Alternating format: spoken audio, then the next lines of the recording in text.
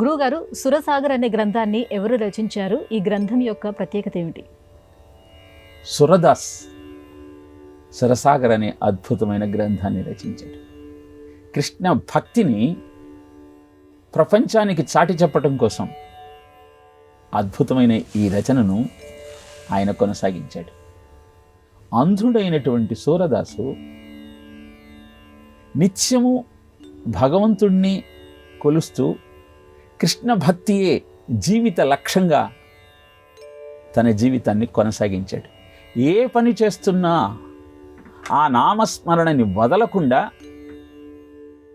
జీవితాన్ని కొనసాగించిన కారణాన కృష్ణుడు ప్రసన్నుడయ్యాడు. ఒకరోజు ఆయన నడుస్తూ ఒక గోతిలో పడ్డాడు. ఆ గోతిలో 4 రోజులు ఉన్న తరువాత కృష్ణుడు ప్రత్యక్షమయ్యి ఆయనకు దృష్టిని ప్రసాదించాడు. గోతి నుంచి బయటికి వచ్చిన తరువాత సురదాస్ అన్నాడు, స్వామి, నిన్ను చూసినటువంటి ఈ దృష్టితో ప్రపంచాన్ని చూడలేను, దృష్టిని తీసేయమన్నాడు. అప్పుడు కృష్ణుడు అడుగుతాడు, దృష్టి లేకపోతే మళ్ళీ గోతిలో పడే అవకాశం ఉంది కదా, ఉంచుకోవయ్యా అన్నాడు.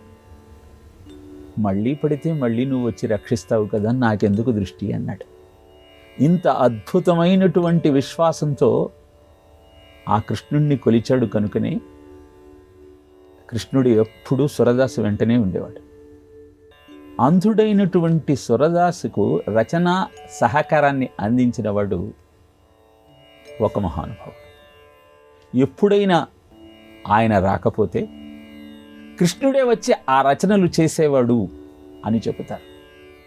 ఇలా అద్భుతమైన కృష్ణ భక్తితో కృష్ణ తత్వాన్ని రచించి సురసాగర్ అనే గ్రంథంలో నిక్షిప్తం చేసి కృష్ణ తత్వాన్ని ఆశ్రయించిన వారికి ఆనందమే కానీ దుఃఖము ఉండదు అన్న సత్యాన్ని ప్రపంచానికి చాటి చెప్పిన మహాకృష్ణ భక్తుడు సూరదాస్.